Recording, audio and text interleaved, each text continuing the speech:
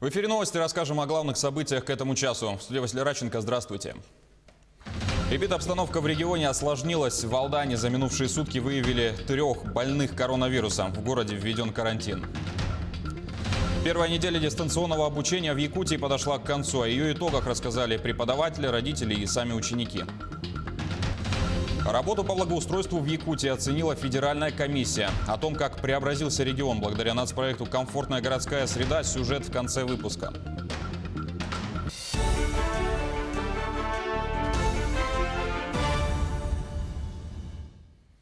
Карантин введен в Алдане. Соответствующий указ глава Якутии подписал сегодня ночью. Об этом он рассказал в ходе ежедневного брифинга об эпидобстановке в регионе. Мероприятия по выявлению показали 3 новых случая заболевания COVID-19. 2 из них контактировали с семейной парой, которые позавчера изолировали, и анализы показали положительный результат на коронавирусную инфекцию. 3-я заболевшая – это местная жительница, не имевшая контактов с зараженными алданцами. Ранее она прилетела через Москву из Кисловодска. Мероприятия по выявлению ближайших контактов продолжаются. В связи с этим в Алдане введен режим карантина.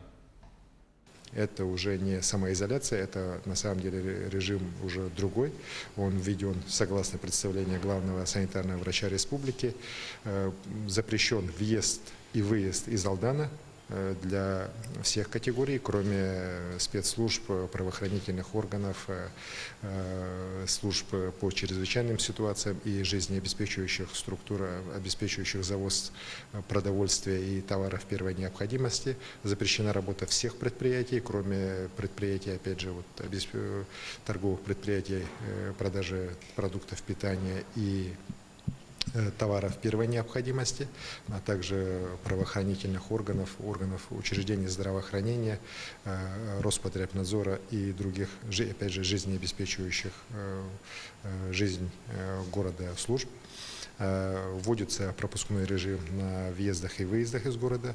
Патрулирование города будет осуществляться силами МВД и Росгвардии. Любые, еще раз говорю, действия по въезду и выезду из города запрещены. Перемещение граждан также ограничено, и будет проводиться именно весь комплекс мероприятий, связанных с введением режима карантина на территории города Алдана.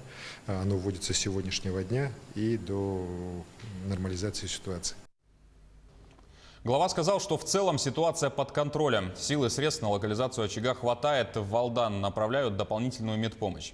Там разворачивают новые обсерваторы. В них уже помещены 70 с лишним человек. До завтра планируют отработать все контакты с заболевшими.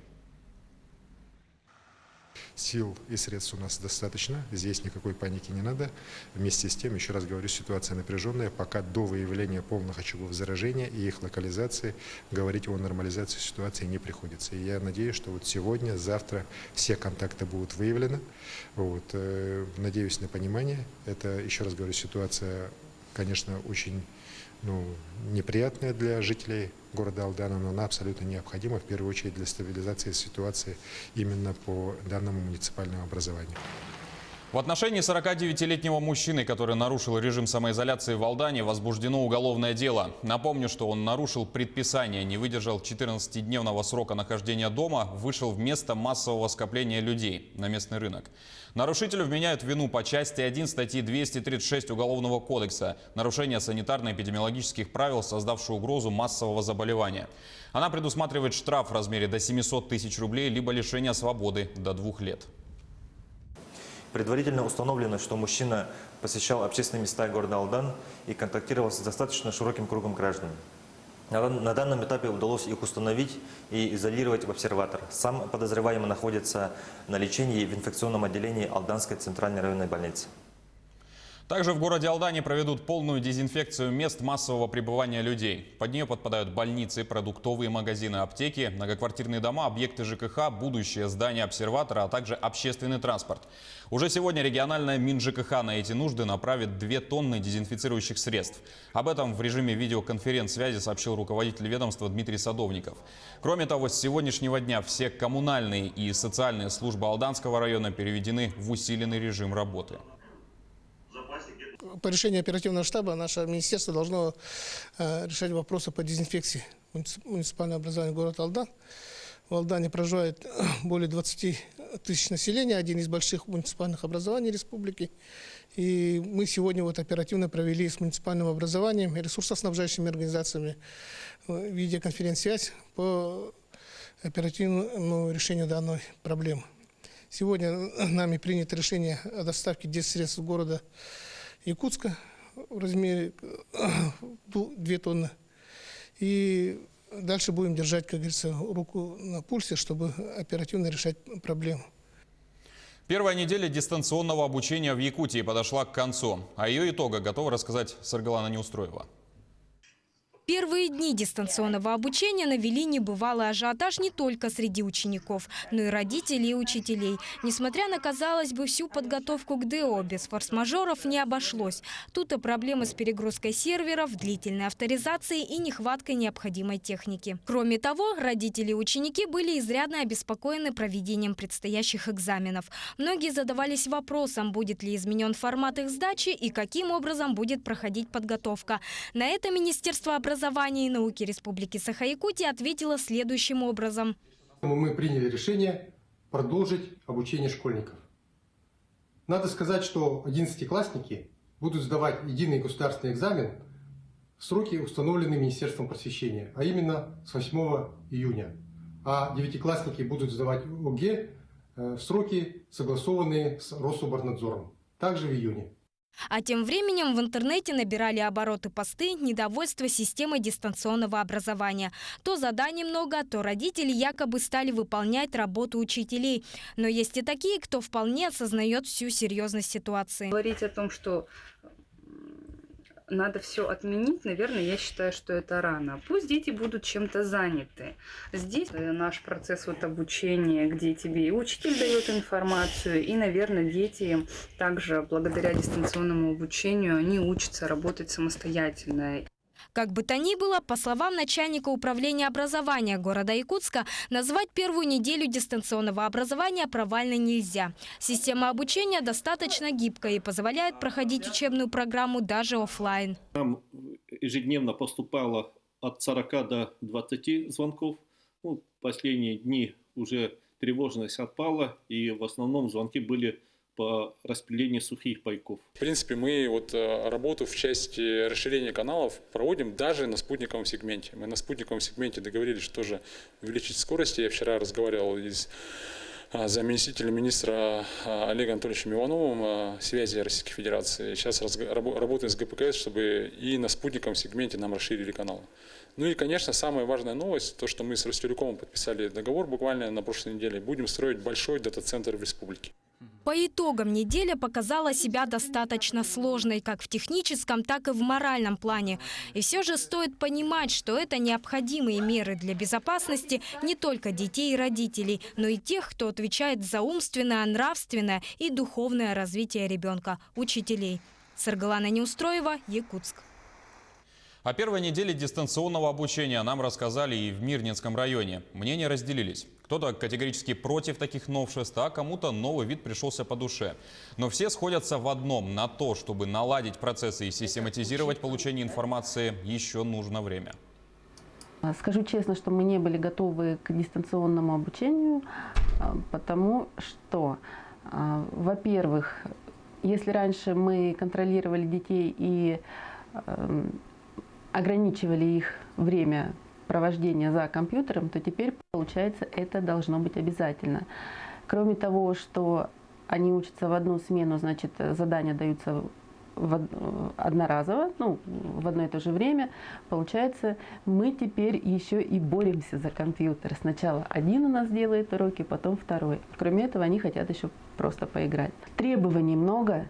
А инструкций к применению или, допустим, порядок, к действию практически нету. В принципе, все выполнимо, дети справляются, но бывает, что зависает программа. Сейчас у нас куча еще групп в WhatsApp, то есть у у каждого из учеников, то есть и у меня, также и с родителями, и с детьми, и с учениками, да, через которые дается задание, или потом проверяется, или не общаются. Так как очень много сообщений идет, ты можешь пропустить что-то важное, да, именно касаешься тебя и касаешься знаний или задания. И, значит, тебе надо читать все подряд. А там могут писать и дети, и учителя, и родители. Мой младший сын говорит: мама, мне надоело это. Тоже, то есть надо постоянно сидеть в телефоне. Старший сын у меня домосед, ему нормально сидеть, то есть он может целый день просидеть за компьютером. А младший, он не может без улицы, не может без подвижных действий. Он ходит на футбол, каждый день гулял, теперь он сидит дома, ему это очень трудно. Что такое обучение вполне доступное и достаточно простое в применении, подтвердил и сам ученик, старший сын Янины Михайловой. Ну, вообще мне такой вид обучения удобен, но я бы хотел пойти, например, пообщаться с одноклассниками, поговорить с чем-то. Я и так это могу сделать, но только через какие-то платформы. Но мне хочется натурального общения. Это обучение очень простое, можно подобрать время. Онлайн-конференции не часто бывают, а даже если и бывают, то проходят очень просто. Задают иногда много, иногда мало. Но из-за того, что у тебя весь день впереди, ты можешь сделать либо в последний момент, либо растянуть на весь день. Людям старше 65 лет положен больничный на период ограничительных мероприятий. Соответствующее постановление подписано правительством России. Это будет актуально для тех, кому 65 лет исполнилось по состоянию на 6 апреля этого года. Механизм выдачи больничных листов упрощен. Самому никуда идти не нужно. Все необходимые процедуры будут проводиться непосредственно с работодателем. В свою очередь, работодатель должен предоставить в электронном формате реестр на выплату этих пособий. Размер выплаты зависит от стажа. Если человек работает более 8 лет, то это 100% заработка. Правительство Российской Федерации утвердило временные правила оформления листков нетрудоспособности для работающих граждан в возрасте 65 лет и старше. Временные правила распространяются на работающих лиц, которые соблюдают режим самоизоляции. Эти правила не распространяются на лиц, работающих на удаленных рабочих местах и находящихся в отпуске. Работодатель должен проинформировать работников категории 65 лет и старше и передать реестр указанных лиц в региональное отделение. На основании поданных сведений будет оформлен листок нетрудоспособности на каждого заявителя в электронном виде онлайн. Данный листок будет оформлен одномоментно на период с 6 по 19 апреля 2020 года. Работу по благоустройству в Якутии оценила федеральная комиссия. На реализацию нацпроекта «Комфортная городская среда» региональные власти выделяют сотни миллионов рублей. О том, как преобразилась Якутия. Материал Максима Кардозу. Это сквер Спасский в Алекминске, одно из любимых мест отдыха горожан. Аллея, летняя сцена, смотровая площадка – все это реализация национального проекта «Комфортная городская среда». Ежегодно 300 миллионов рублей республика выделяет на благоустройство. За год в регионе удалось реализовать около 50 объектов. Это приведенные в порядок дворовые территории и общественные пространства. Такие преображения оценила федеральная комиссия. Я думаю, что успех Якутии, он в большой степени связан с тем, что в республике был создан Центр компетенций и создан гораздо раньше, чем в других субъектах федерации. Это очень заметно по качеству тех проектов, которые поступают от республики на конкурс для малых городов и исторических поселений. Это всегда реальное вовлечение людей, это интересная умная архитектура, это крепкие профессионально сделанные заявки.